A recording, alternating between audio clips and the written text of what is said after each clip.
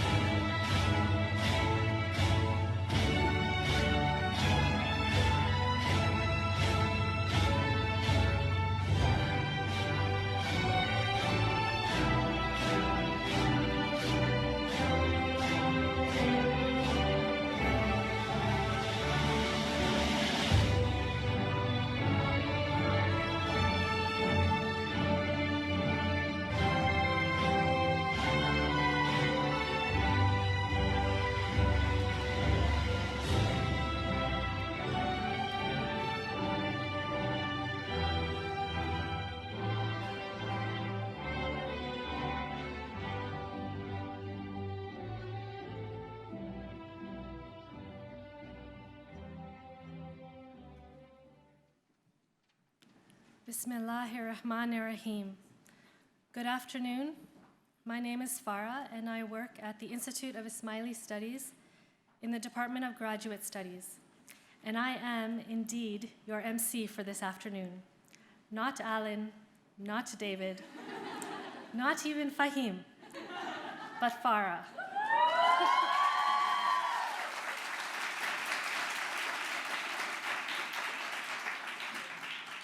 Although I have to admit, Fahim should be up here with me, because exactly 10 years ago today, he and I were standing on this stage at our graduation, delivering speeches. So let me start by extending a warm welcome to our keynote speaker for today, Professor Aaron Hughes, members of the Board of Governors and members of staff at the IIS, our dear colleagues and partners from the IOE, the Institute of Education at University College London, and from SOAS, the School of Oriental and African Studies at University of London, our respected leaders of the Jamaat, our generous supporters, and all of our students at the IIS. Thank you for being here. We also wish to express a warm welcome to our IIS graduates, many of whom are here or joining us via the live webcast this afternoon. To each of you, we wish to say, welcome home. It is wonderful to see your beautiful and smiling faces again. We have missed you, and on some level, it feels as if you have never left. In fact, some of you haven't. We also wish to extend our sincerest greetings to your families, friends, and all of those watching us live. Thank you for being here, for your support, love, and prayers. While we are standing here celebrating our graduates, truly it is all of you, family members, who deserve a standing ovation for the behind-the-scenes support that you give. May I also take this opportunity to graciously thank His Highness the Aga Khan for his immense vision and continued guidance towards the inception and growth of both the STEP and GPISH programs. In order to begin the proceedings, I would like to invite Mariam and Farheen to deliver a recitation from the Holy Quran and its translation. The Quranic recitation is from Surah An-Nur, Ayat 35. أعوذ بالله من الشيطان الرجيم بسم الله الرحمن الرحيم الله نور السماوات والأرض مثل نوره كمشكاة فيها مصباح المصباح في زجاجة الزجاجة كأنها كوكب دري يوقد من شجرة مباركة زيتونة لا شرقية ولا غربية يكاد زيتها يضيء ولو لم تمسسه نار نور على نور يهدي الله لنوره من يشاء ويضرب الله الأمثال للناس والله بكل شيء عليم صدق الله العلي العظيم.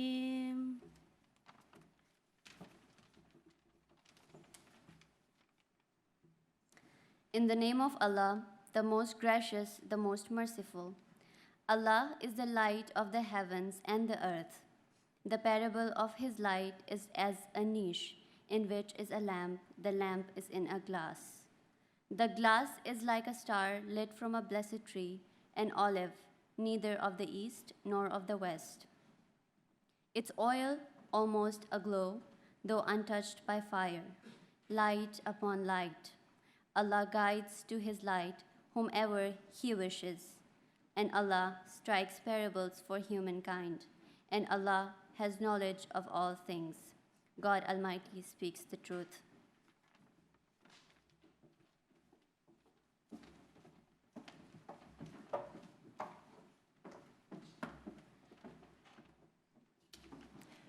Thank you, Mariam and Farheen. The mural behind me also renders the first few words of Ayat An-Nur, translated as verse of light, that was recited by our students. The Quranic recitation, its translation, and the mural are undeniably a sublime inspiration and invitation for us to reflect upon and express gratitude for the gifts of light and life provided to us by the will of our Creator.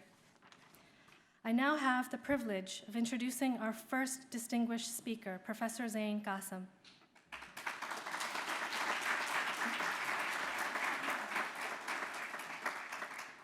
Professor Qasim is a highly accomplished scholar of Islamic and Indian philosophy, including Islamic mysticism. She has received several awards and written on several topics, including gender, philosophy, environment, and migration, among others. I am personally inspired by her vision and her presence here at the Institute, where she now serves as the director of the IIS. Kindly join me in welcoming Professor Qasim.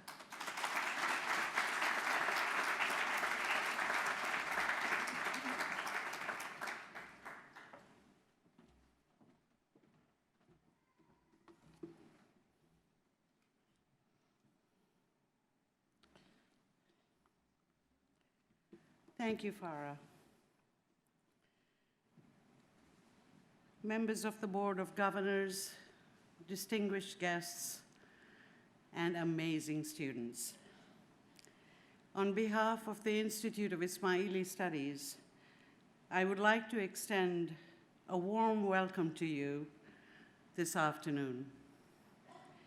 We are meeting in the beautiful surrounds of the Ismaili Center with its confluence of British and Muslim cultures.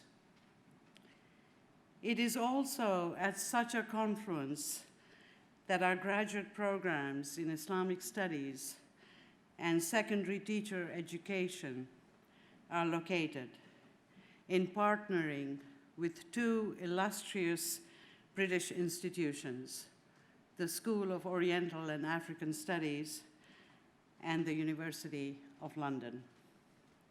Thank you for working with us to equip our students from across the globe with critical thinking skills and enhancing their research, writing, and teaching abilities so that they can continue to make meaningful contributions to the societies from which they originate and beyond. To the students, I say this: what a time this has been. You have journeyed from afar. You have worked harder than you ever expected to. You have sometimes pulled your hair out in frustration at that essay that just would not write itself. Or that lesson plan that didn't work in the classroom, even though it looked great when you conceptualized it. But more than anything else, you have had animated discussions with each other and in your classrooms as you sharpen your understanding across time and space, your understanding of historical shifts and what it means to be human in a complex and fragile world. You bear with you added riches from your time here. Go forth and build bridges of understanding with the insights you have gained. We are so proud of you and your accomplishments. Congratulations.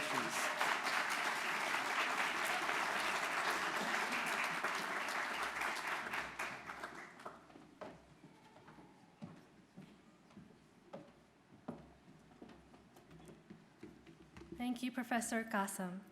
I now have the pleasure of introducing our second speaker, Dr. Zamira Dildor-Bekova, who is the STEP Program Coordinator at the Department of Graduate Studies.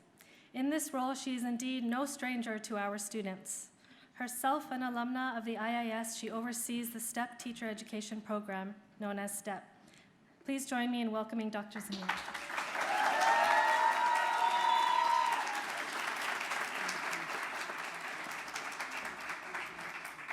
Well, thank you, Farah. First of all, I'd like to say that I never meant to be reading this today. It was Dr. Halani's, Laila Halani's role. Unfortunately, she is ill today, so she sends her message for me to read out. So it's a privilege. Dr. Halani, I'm sure you're watching us on the webcast. So really, you really missed this convocation, but also would like to wish you a speedy recovery. To the audience, I'm sorry I won't sound or look the same. I've even tried to take my hat off and on. It didn't work. But the important thing is that there is a message, heartfelt message for you, and I'm reading it on behalf of Dr. Halani. Quote, "On this very special occasion, as I congratulate you and your families on this stupendous achievement, I also want to take some time to reflect on your role as leaders. in this beautiful but fractured world we call home. What does it mean to be a leader in this? And more importantly, how has your education prepared you to be good leaders? Irrespective of whether you are a STEP teacher or a STEP graduate, no matter your job title, you're a change agent who will contribute to making this world a better place, and that makes you a leader.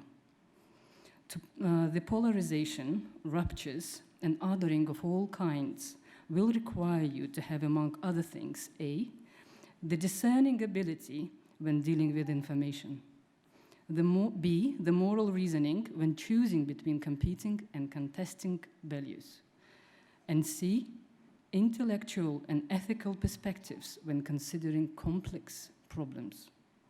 You will need to be driven by compassion, generosity of spirit, and inclusive ethos in all you do. This includes being able to integrate some of the larger challenges, such as the climate change, the mental health crisis, and so on, into all aspects of your vision and action. How has your education prepared you to be this kind of a person, this kind of a leader? Allow me to share my perspective. Dr. Halanis. It is in the design of the two programs. Firstly, we recruit students from diverse Ismaili traditions who bring with them their rich cultural, ethnic, linguistic, and disciplinary backgrounds, but also their unique ways at looking at the world. You learn from each other as much as you learn from your diverse faculty. The learning is designed to take place in class and on several sites outside the classroom. All these life-changing and transformative experiences take place in one of the most culturally diverse cities in the world.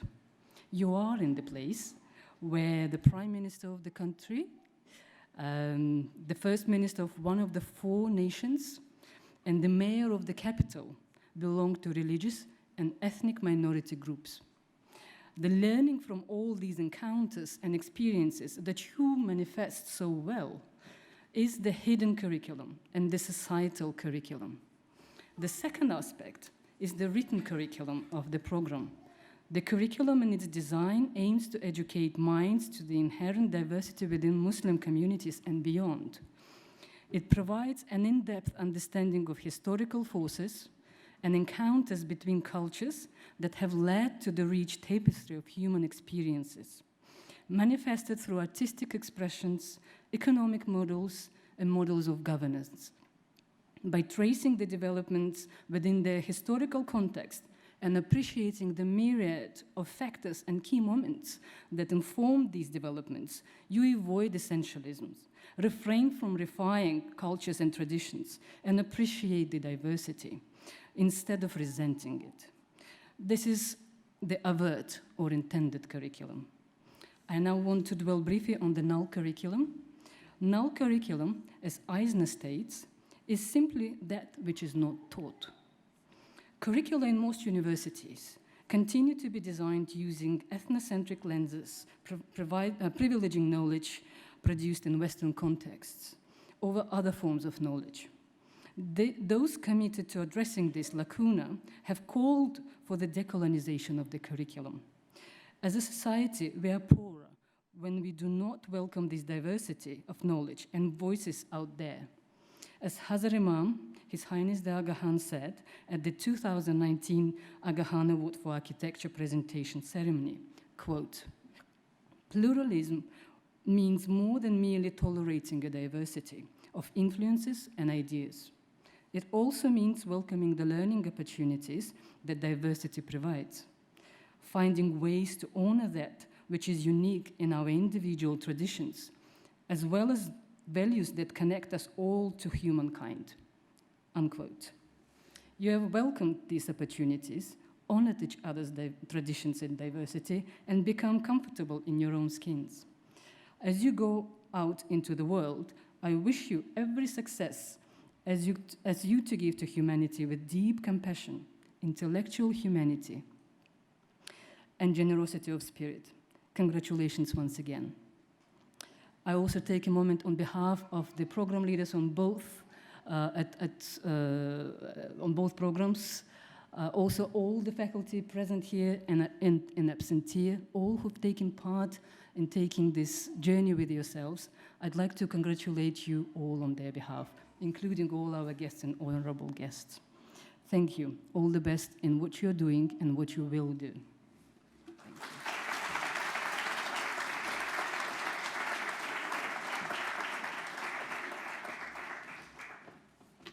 Thank you, Dr. Zamira. Our next speaker is Sophie Kerslake, lecturer in education at the Institute of Education at UCL. Sophie is the STEP program leader at UCL IOE and also teaches on the STEP program. We have had the pleasure of working closely with Sophie over these years on one of her modules, Leading Learning in a Smiley Context, and the collaboration we have established has been great. Please join me in welcoming Sophie.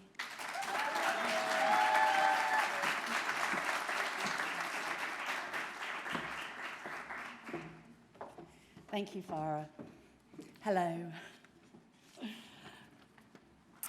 University colleagues, distinguished guests, ladies and gentlemen, good afternoon.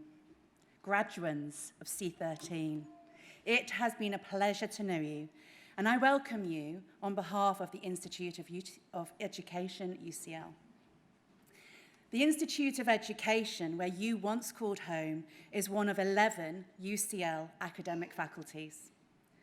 Together, graduands, we form part of a network that is connected across the globe. Currently, there are 44,000 students, 53% of which are international.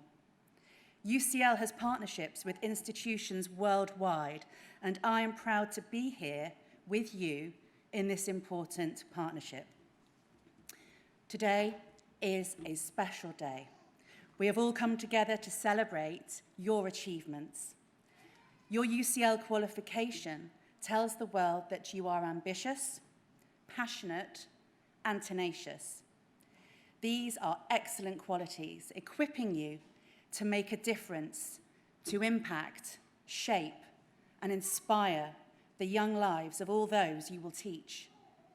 Education is not just about grades, but about growth, and graduands, I believe you have each adapted and grown during your time at UCL.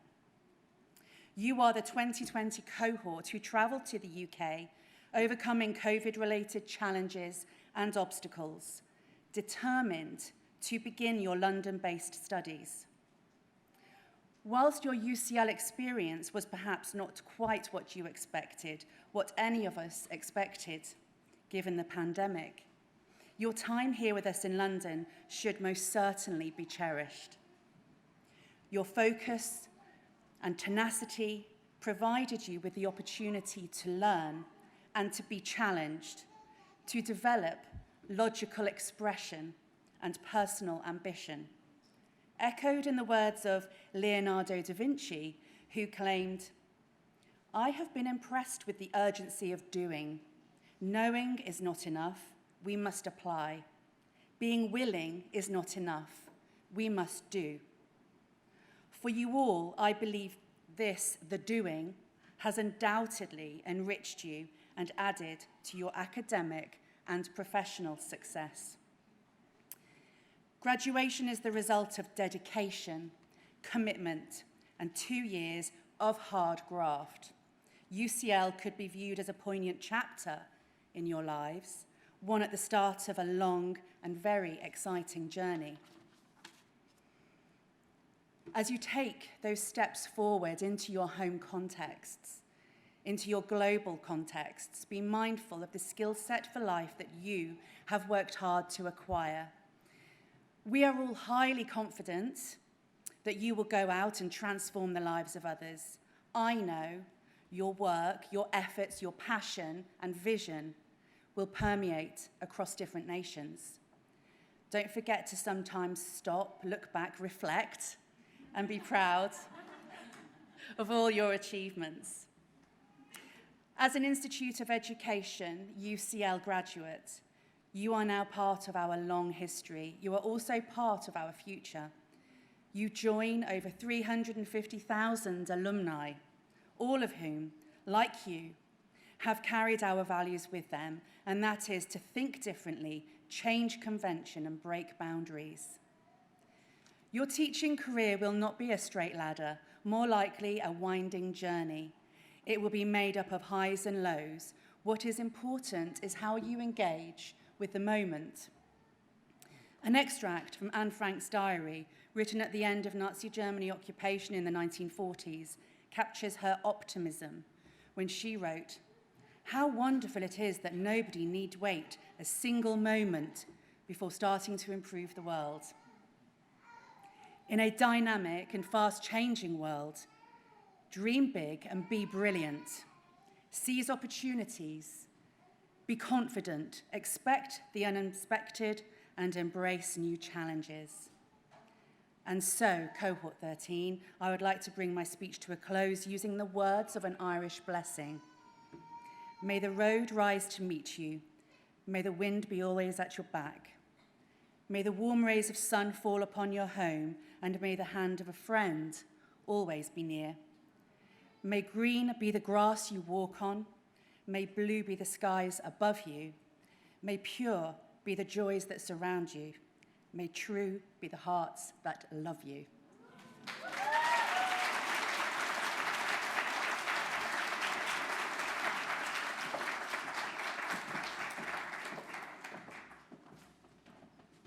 Thank you, Sophie. Our next speaker is Dr. Shabnam Tejani. She is a senior lecturer at the Department of History at SOAS University, and she specializes in modern South Asia. We are grateful to have her represent the Joint Program Committee that validates our MA degree here at the Institute. Please join me in welcoming Dr. Tejani.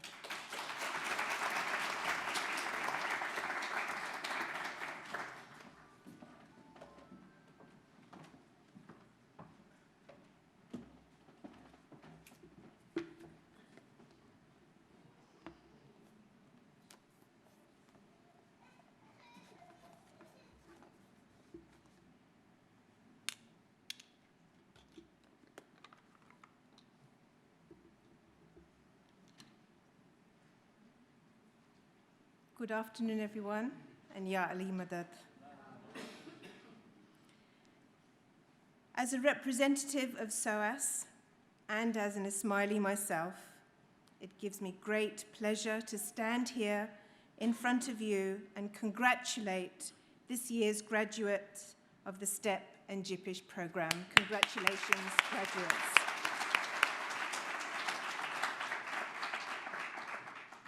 I have only very recently come on board with the team at SOAS that validates and looks at the programs, and I've been hugely impressed by them. Their breadth, intellectual engagement, and their rigor are something that I can certainly learn from. The programs emphasize the development of linguistic facility and religious knowledge, and I think this, together with the historical and social contexts, makes these programs quite special. Very few programs in Islamic studies get the balance right. Some of them are weighted more on the religious side, others more on sort of the secular knowledge, if we can make that opposition between the two kinds of knowledges. The program developers and conveners and students should be heartily congratulated on what they have achieved here. I would say that the balance has been really very interesting for me to look at, and I think it's been very impressive for me to see. Students graduate with a solid grounding in all areas.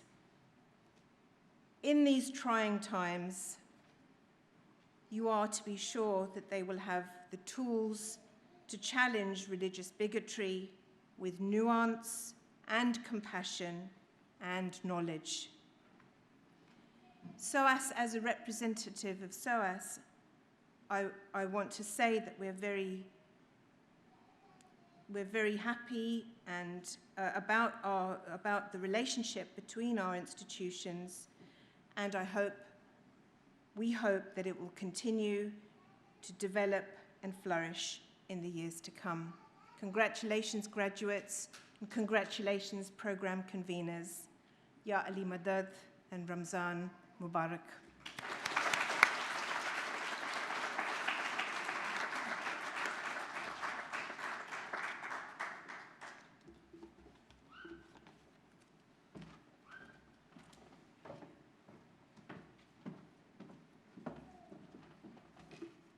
Thank you, Dr. Tejani.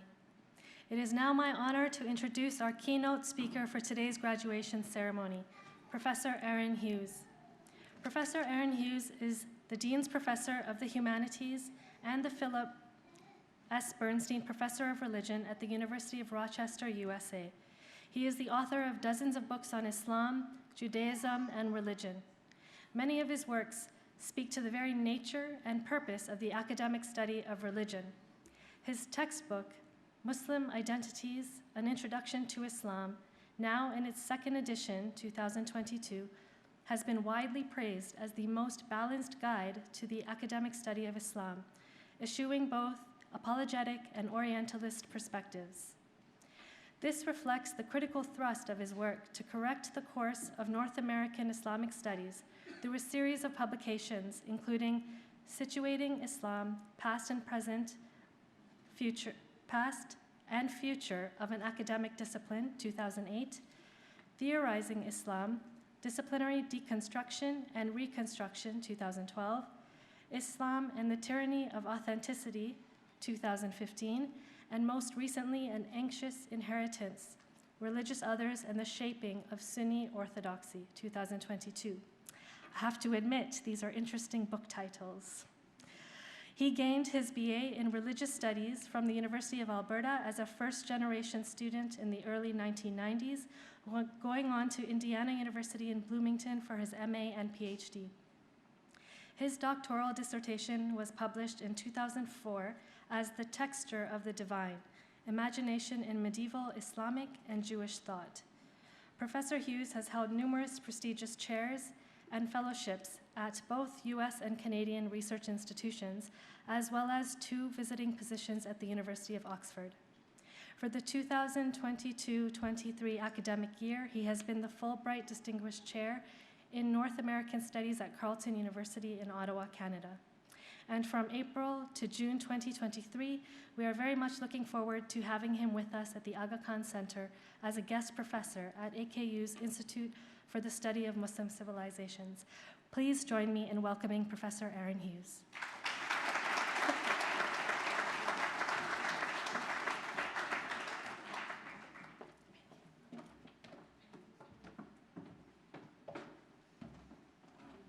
Thank you so much for that kind introduction. I hope what I have to say merits it. Okay, put that there. Right. Well, I have to say it's an absolute delight and honor to be here with everyone this afternoon as you celebrate an important rite of passage, one that many have undertaken before you, myself included. My job, as I understand it, is to give a few words of inspiration, which of course is not always easy for someone who has spent the past 25 years critiquing various fields and subfields of study, but I shall try my best. Kidding aside, I look out, at least when I had the other glasses on, and see a set of young faces ready to go out into the world to explore it, and with the aim of making it a better place than when you first came into it. Without getting too personal, I am reminded of my own maternal grandfather, Muhammad Ali ibn Khalil al-Najdi, then a young 12er Shi'i who left his home in what is today South Lebanon, but then was part of the dying embers of the Ottoman Empire, and who made his way halfway around the world to Edmonton, Alberta, Canada, in search of opportunity and fortune. When he left his home in a village just outside of Tyre, went on a rihla, or a momentous journey, though I'm not sure if he would have framed it in quite those terms. Did he know where he was going and where he would end up? I doubt it. That, along the way, he would help to build the first mosque in Canada, Al-Masjid al-Rashid in Edmonton in 1938, and that, as a fur trader, He would open up trading posts in Fort Simpson, Fort Providence, and Fort Good Hope, way up in the Canadian Arctic. He dealt reasonably and fairly with Indigenous communities there, so much so that they preferred to trade with him than with the Hudson's Bay Company, which eventually bought his trading posts. None of this made him unique or sui generis. Far from it. It made him part of a much larger tradition, one that takes us all the way back to the time of the Prophet, Salat Allahu alayhi wasallam, of ascertaining what it means to be a Muslim, how to make a community with the tools one has, and of how to interact with others who do not necessarily share the same beliefs. To be Muslim, my grandfather's story reminds us, is first and foremost a way of being human, and just importantly, a way of being humane. Now that I have your attention, I thought it might be worthwhile in the few minutes that I have to make this about you. What better way to do this, I hope, than to try to offer a set of second-level order reflections on what you have been up to at the IIS over these past years. What did all those seminars and term papers you wrote mean? And I mean really mean. Surely they meant more than teaching you about the important task of meeting deadlines within heavily scheduled days. And surely they meant something more than providing you with a set of hoops you had to go through for the sake of career advancement, and so that you could sit here proudly today. I hope, and only you can answer this, that these assignments you completed, the class and seminars you sat in on, pushed you on what I trust will be your own personal rihlas that will take you from here to there, wheresoever there is. All this is by way of saying that I trust you leave here differently than when you came in. I wish I had the time to ask every single one of you individually what changed for you, why, how, and when. Since I cannot do that, allow me to ask you collectively, at what point did this transformation take place? Perhaps you can locate it at the point when you talked about the Quran, not simply as a religious document or an item of religious devotion, but as a piece of world literature, or as a text that appeared at a particular juncture of history, a juncture that was intimately involved or in conversation with other faith communities and their scriptures. Or maybe it was a point at which you realized that religions, of which we must certainly include Islam, do not simply appear fully formed on the stage of world history. Nor do books simply fall from the heavens, but are in fact the products of real and often conflicting social and political factors or forces. Or then again, perhaps it was the moment that it dawned on you that people can and indeed do bad, sometimes very bad things in the name of religion or in the name of Islam, and that the tradition is more than just a religion of peace. Within this context, I would like to think that you all experienced in one way or another the proverbial tension between faith and reason. It is an uncomfortable tension, but is one that so many of us have encountered, myself included, but one that changes us forever.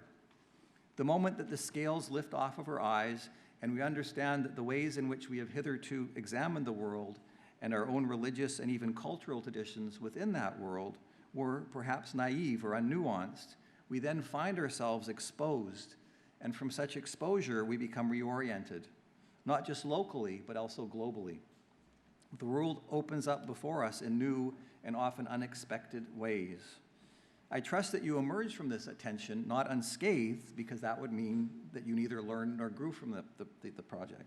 Rather, my hope is that this inner clash, collision, or whatever we want to call it, took root deep inside of you, where it will remain, making you better humans, better Muslims, better teachers, better educators, and better community members as you go forth into the world from here.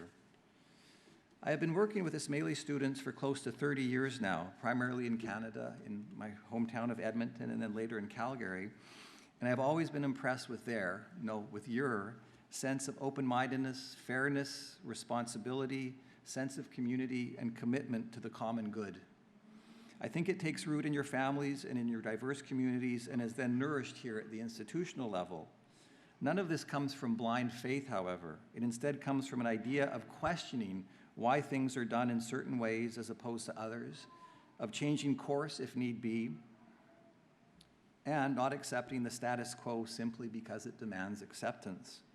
I trust that these are all virtues that were reinforced in the courses that you took here at the IIS, And this is why I like to think that the tension I just mentioned was perhaps not as profound as it may have been with other communities of Muslims from different pedagogical or even demographic contexts.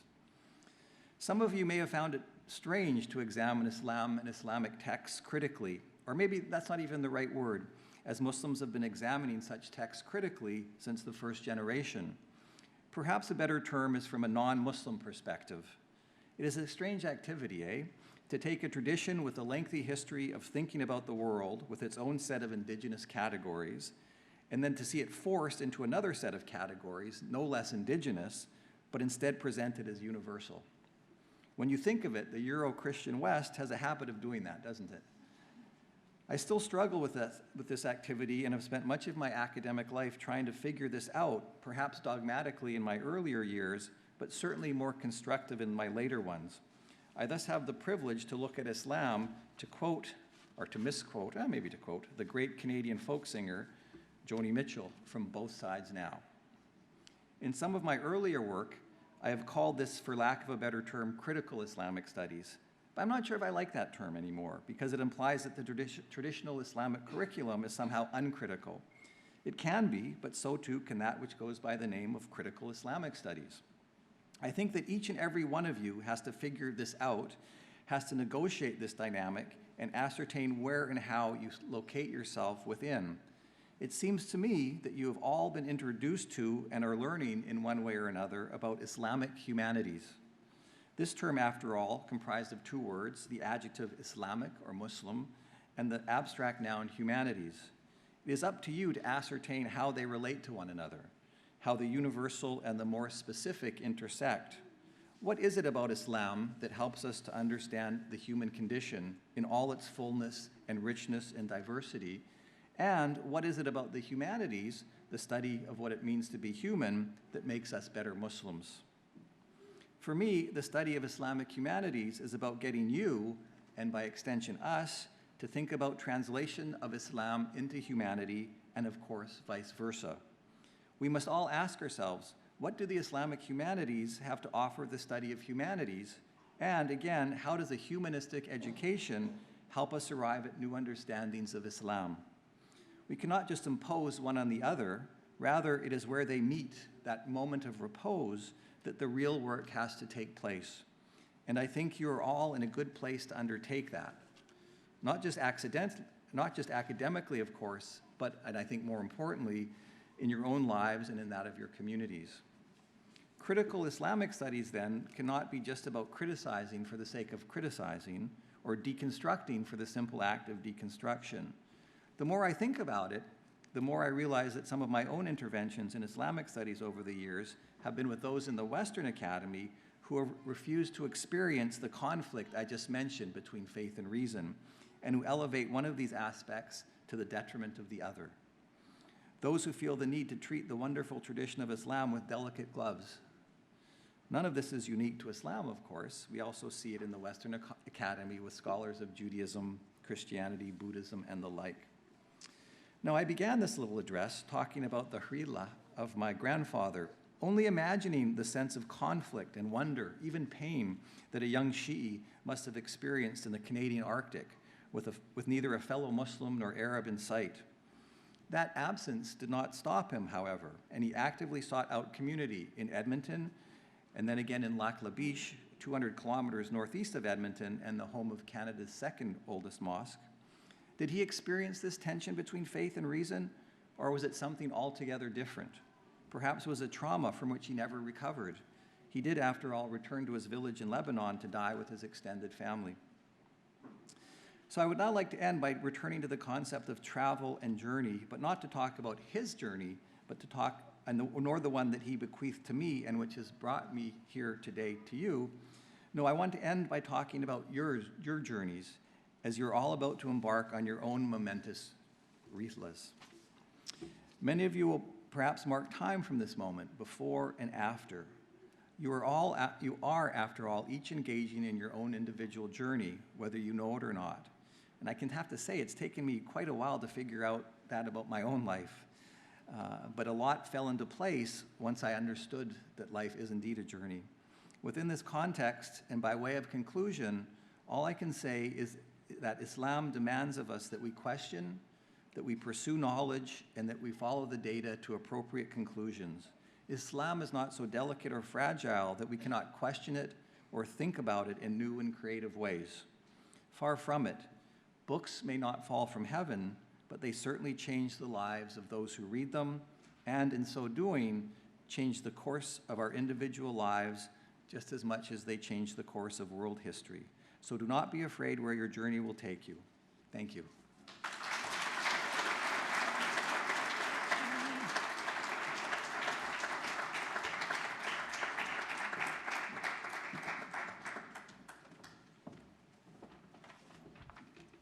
Thank you, Professor Hughes. That was a beautiful speech. I would now like to call upon the stage Professor Zain Qasim, Director of the Institute of Ismaili Studies, and Dr. Farhad Daftari, Director Emeritus, I hope I pronounced that correctly, for presentation of certificates for the STEP class of 2022.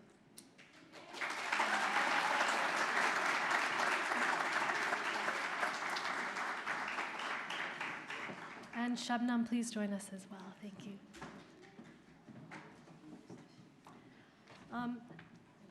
As we are preparing to present the certificate, we will have a presentation queuing in the background, which you are welcome to have a look at. It will display the photos, the countries of where our graduates come from.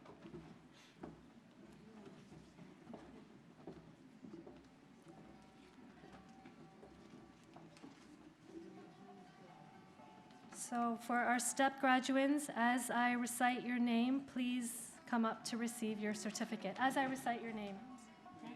So take your, yeah. But you guys, you are pretty much first in line, so. Okay, are we ready? Excellent, okay. So from STEP cohort 12, we have Mansoor Ali, Pakistan. From Pakistan, PG Dip Merit and MA Merit.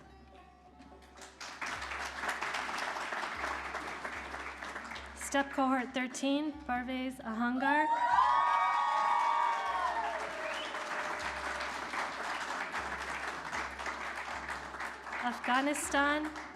Afghanistan, PG Dip MA Merit. Noshaba Akbar, Pakistan. She received a PG Dip distinction and MA Merit.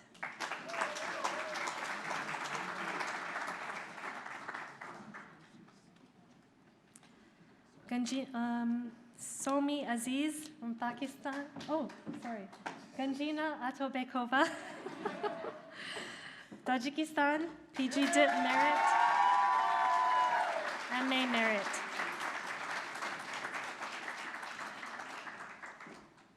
Somi Aziz, Pakistan, PG Dip Merit, MA Merit.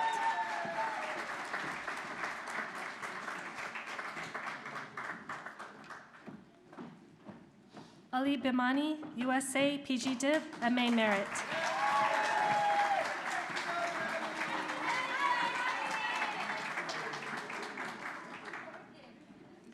Rehana Hafiz, Pakistan, PG Dip, MA Merit.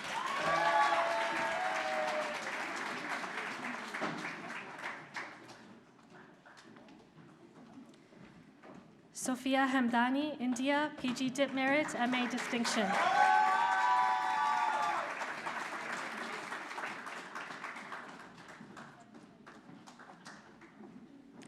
Anusha Huda, USA, PG Dip Merit, MA Merit.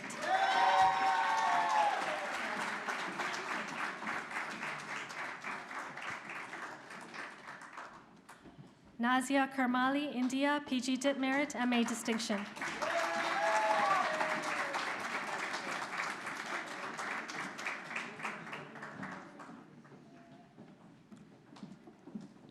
Isa Khan, Pakistan, PG Dip Merit, MA Merit.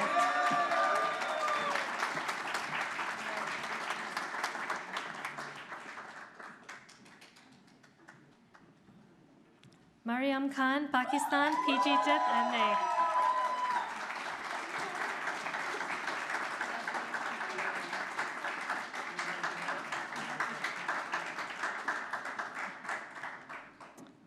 Shajia Mithani, Pakistan, PG Dip Distinction, MA Merit.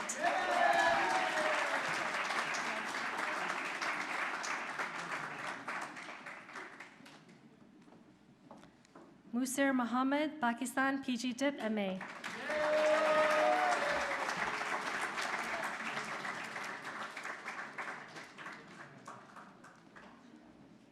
Hafiza Moorji, Canada, PG Dip Distinction, MA Distinction.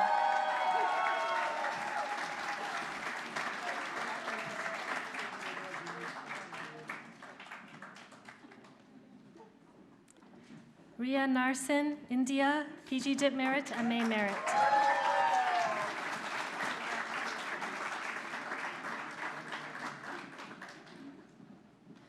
Mejgon Okonoyezova, Tajikistan, PG Dip Merit, MA Merit.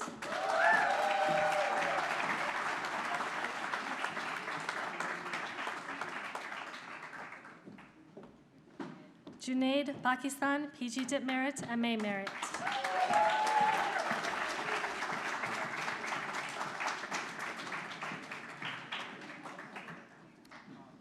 Shohansho Rakhmatololiev, Tajikistan, PG Dip. I tried, MA.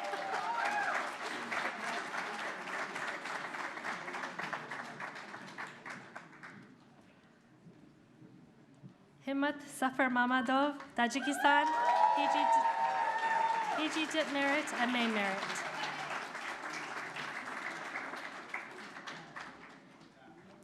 Fariza Sheralieva, Tajikistan, PG Dip, MA Merit.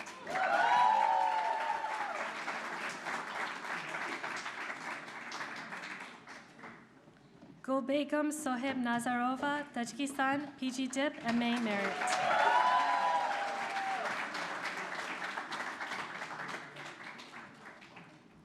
Bahram Wakili, Afghanistan, PG Dip, MA Merit.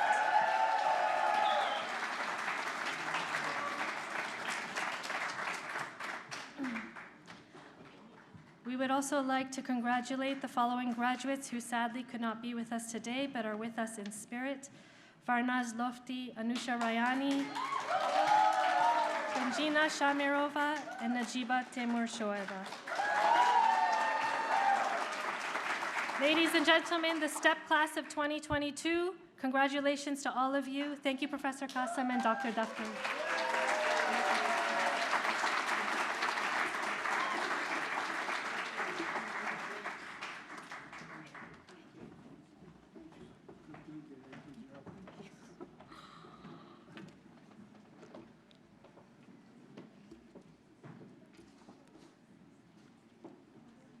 If I mispronounced any of your names, please forgive me and teach me after. It is with pleasure that I now introduce the class valedictorian of this year, Hafiza Moorji.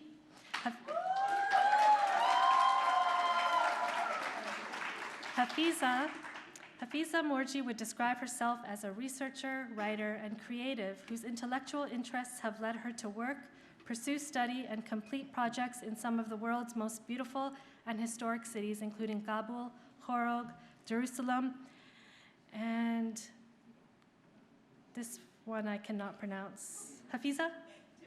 Tbilisi, thank you. In particular, her interest in international relations, literature, and minority rights steered her studies at Carleton University and the University of Toronto in Canada, where she attained degrees in political science, European and Russian affairs, and specialized in ethnic and pluralism studies. It was her deep passion, however, for Islamic and Ismaili history and cultures, as well as the opportunity to improve the quality of life of individuals through teaching and education, that inspired Hafiza to apply for the STEP program at the Institute. During her time at the IIS, Hafiza explored the importance of visual literacy in multilingual classrooms, as well as intersections between ethics and aesthetics in the STEP curricula. Presently, Hafiza is working with Afghan and Central Asian youth, teaching and residing in Quebec, Canada. Please join me in welcoming Hafiza.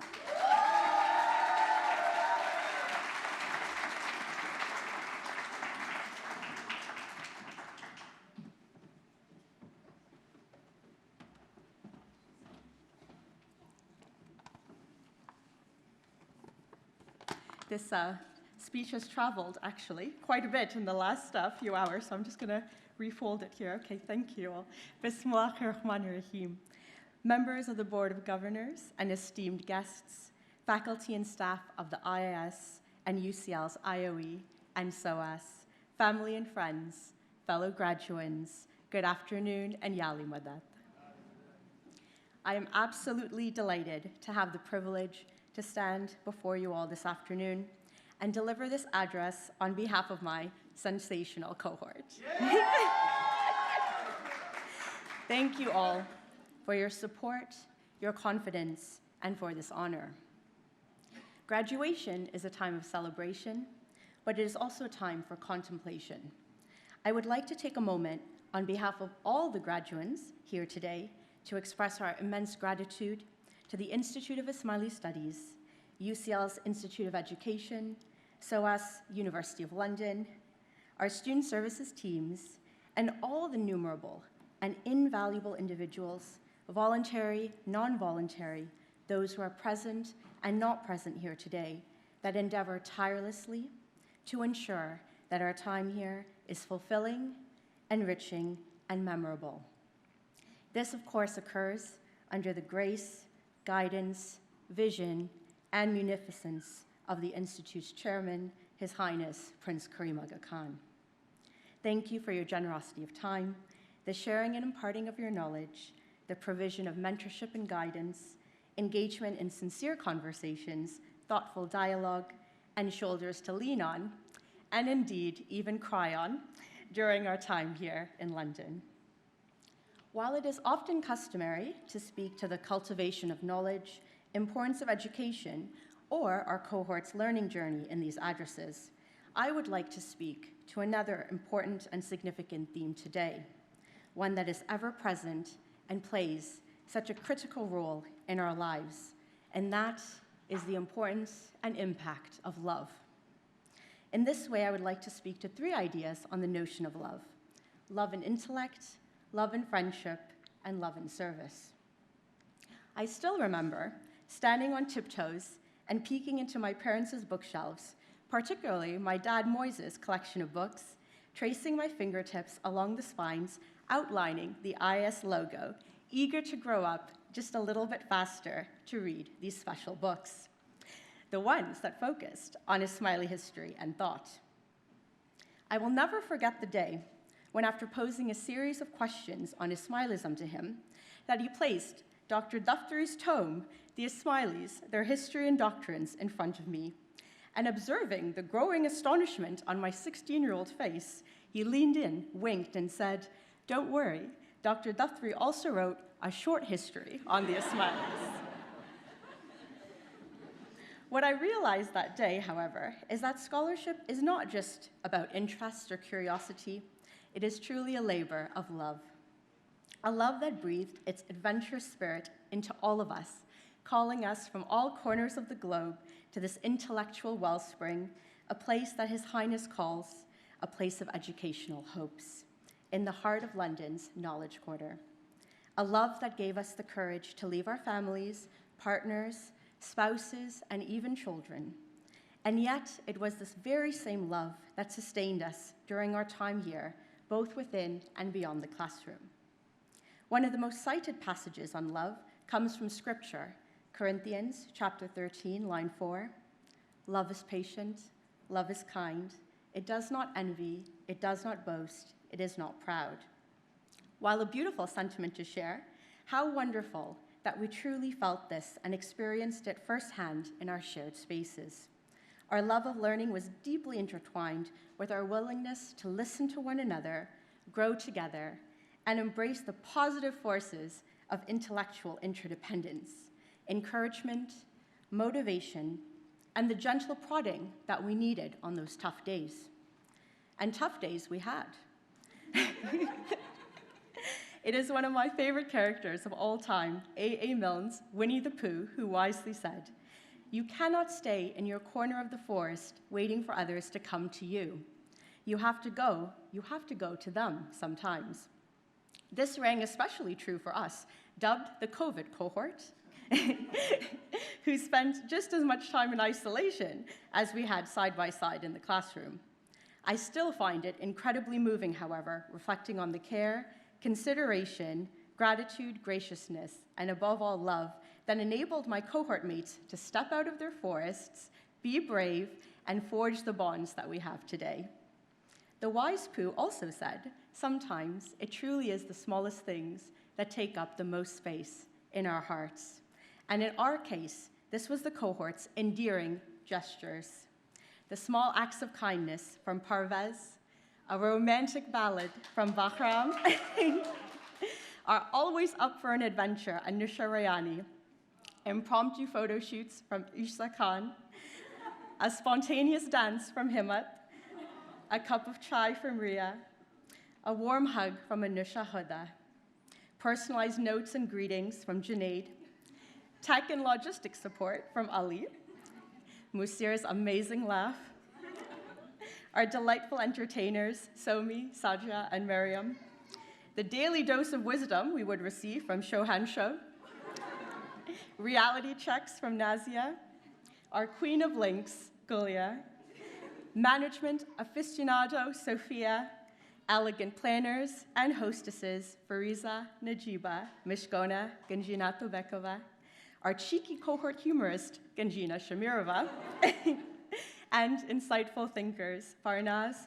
Noshava, and Rohana. You all truly made every moment here treasurable. Before concluding, the cohort would like to wish our dear friend and colleague, Ali Bamani, a very happy birthday, sir.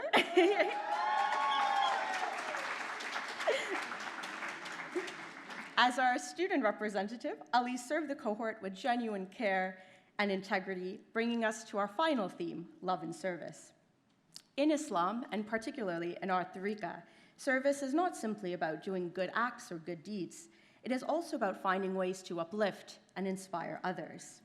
Here, the cohort would like to acknowledge a few very special individuals. Fahim Sir Hussain, Farah Manji, Dr. David Bennett, and our STEP program leader, Dr. Zamira, who showed us the best versions of themselves as teachers, friends, and our cheerleaders. Thank you, and to all our faculty, our module leaders, guest lecturers, and of course, our MA advisors, for your patience, integrity, and enduring support throughout. True service, khidmat, involves a readiness and a willingness to serve with one's heart, requiring us to look inward, be introspective, and remember the salience and essence of the oft-quoted Quranic surah by His Highness, O mankind, be mindful of your Lord who created you from a single soul. One of the greatest gifts we received here was that of introspection and the ability to work on ourselves every day. For when all else falls away, there is no you, there is no I, and we are reminded that deep and faithful service must be rooted in love, and service in the spirit of unity towards our fellow man seeks not worldly recognition or reward.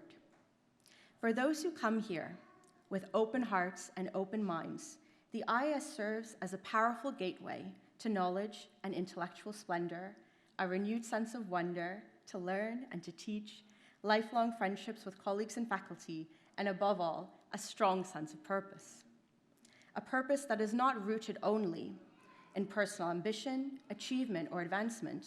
Rather, it is a purpose that is rooted in love, a boundless love that can transcend cultural and linguistic boundaries, overcome geographic boundaries and seemingly impossible limitations. This ability to love others as ourselves is nurtured here and reflected in our practice of faith, ethics, and spirit of service, our ibadat. It is this love that will underpin our daily activities, our impulse for compassion, kindness, and humility in all areas of our lives, and must fuel our faculties, enabling us to truly embrace the mantra of His Highness, that the question is not only, what have I achieved, but rather, what have I helped others to achieve? Thank you.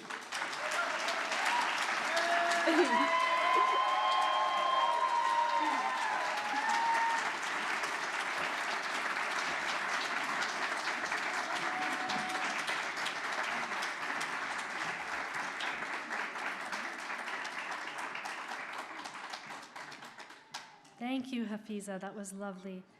I would like to once again, if I may, call upon the stage Professor Zain Qasim and Dr. Farhad Daftari for presentation of the certificates for the Jeepish class of 2023.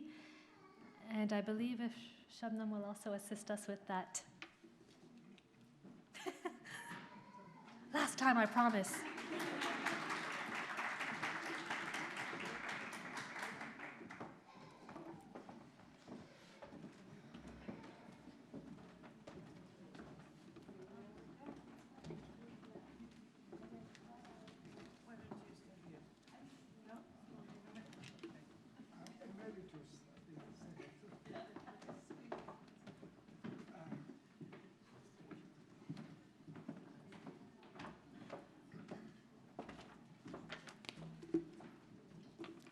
Goldastasho Ali Bakshov, Tajikistan, MA Merit.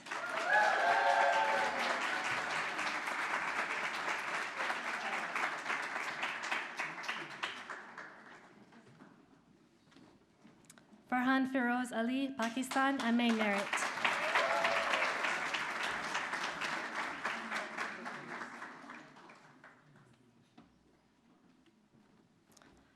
Farheen, Pakistan, MA.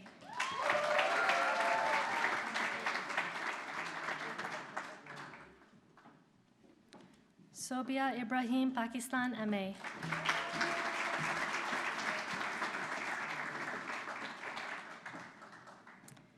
Iram Shaista Khan, Pakistan, MA Merit.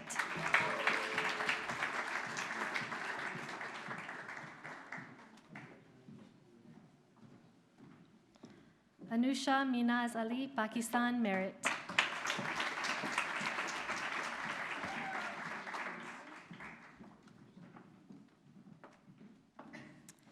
Murid Shah Nadiri, Afghanistan, MA Merit.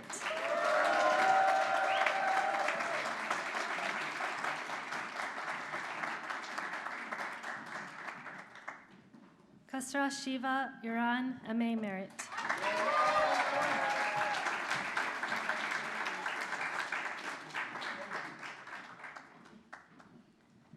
Ladies and gentlemen, the Jeepish class of 2023, congratulations.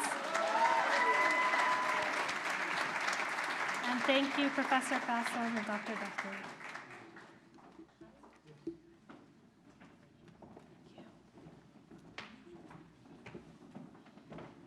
It is with pleasure that I now introduce the Jeepish class valedictorian of this year, Mr. Farhan Firoz Ali.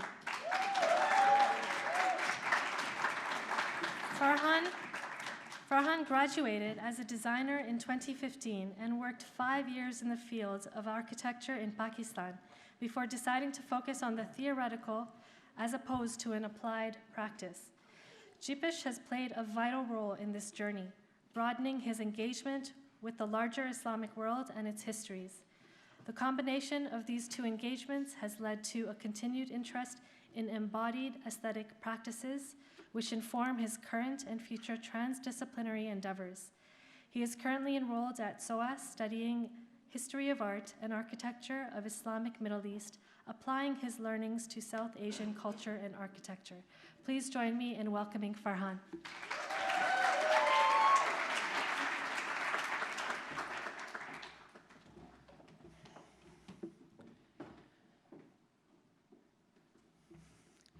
In the name of God, the one who's compassionate, the one who cares. Good afternoon, everyone, all the beautiful people here, members of the board, teachers, mentors, guests, and fellow graduates. I hope this speech finds you well. It's quite surreal being here in this moment, standing in front of you all. And I have, for the past couple of weeks, imagined standing here, imagined what I would say to match the gravity of this moment and what people have said here. I wrote a speech full of names and ideas, citations and everything. You know how we write research papers, ready to make an impact, ready to make a change. And I felt very confident, felt very powerful. But then I slept on it. And the next morning when I woke up and I read the speech, I felt quite foolish.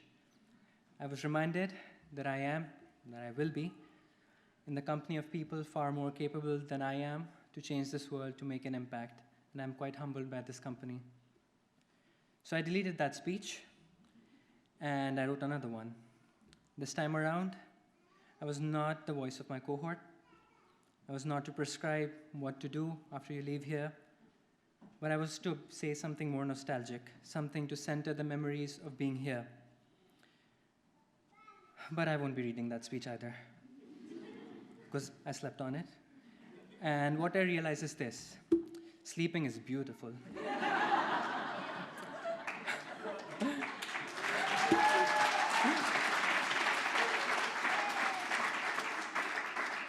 And that, even though there were moments that I felt how I feel right now, and there were times that I could have said what I'm about to say right now, I did not. And imagined this moment to be the perfect one to manifest it all. The perfect one to express my gratitude for this stage for holding me, this mic for extending my feelings through me, this room for containing me, to my family for unconditionally loving and supporting me, my teachers, advisors, and mentors for guiding me, my friends for encouraging me, invading my personal space, annoying me, disagreeing with me, challenging with me, moving with me, building me, uplifting me. And did I mention annoying me? Specifically for annoying me. For this institution and community for embracing me, for educating me, for this once-in-a-lifetime opportunity it granted me, and all of you beautiful people out here listening to me. And finally, to my mom for making it all possible for me. Ya Ilahi, Ya Imami, Saki Eman, Mola Mere. I was nothing, am nothing, and will be nothing without you.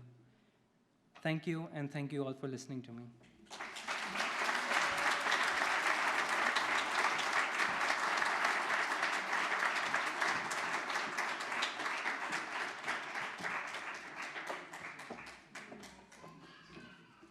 Thank you, Farhan, for that reflective expression.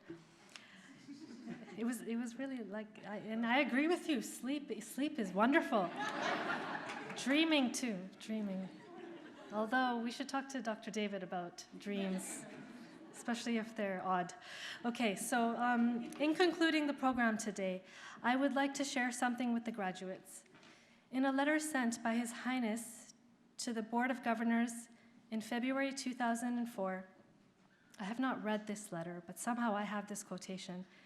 He referred to the IIS graduates as a resource of the greatest importance for the future of the Ismaili Tariqa. This is a statement filled with trust, love, and responsibility. While it is true we currently live in challenging and uncertain times, I would like to invite all of our graduates to embrace this challenge with full confidence in the knowledge, skills, and experience each of you have acquired here during your studies at the Institute. Perhaps we can even look at the Institute as a womb, the womb of our Divine Mother, if you will. A womb which has nourished you and is now birthing you into the world, so that you may bring the goodness that our world so achingly needs. And we want you to know, as with any nurturing mother, you will continue to receive knowledge, support, and love from the Institute of Ismaili Studies. And who knows, maybe you'll return someday and generously give of your time, wisdom, and resources to future generations. This is our prayer and wish for all of you. As we conclude today's ceremony, and on behalf of the Institute of Ismaili Studies, I graciously thank the Ismaili Center Secretariat Services and Audiovisual Team, the Photography Unit, our amazing volunteers from the Ismaili community, as well as our generous supporters and friends. Thank you also to our IIS graduates and their families for making the journey to attend. Let us also remember our module leaders, tutors, and staff from both the IOE UCL and the IIS, and especially our student services team, who have contributed so much to the achievement we have witnessed today. Your hard work, much of which takes place behind the scenes, never goes unnoticed. Please join me in expressing gratitude and warm wishes to each of them.